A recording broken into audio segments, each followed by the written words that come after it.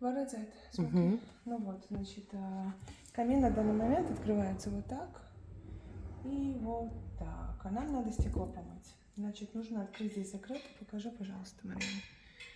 Вот, то есть мы открываем здесь закрылку, только немножко поджимаем рукой, потому что иначе царапаем вот эту поверхность.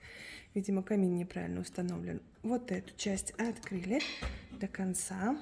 И вот эту нижнюю открываем, но при этом держим вот эту нижнюю.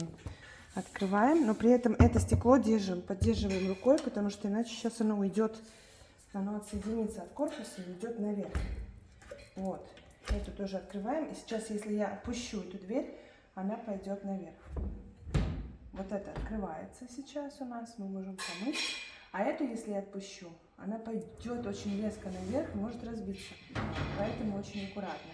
И закрываем обратно, то есть так же самое. Эту опускаем, придерживаем здесь рукой. Эту закрыли. Теперь сводим вместе вот этим вот крючком. Закрывая его назад. И нижний так же само, только приоткроем. Нижний вот так же само защелкивается. Все. Теперь он обратно вот уже в этом состоянии.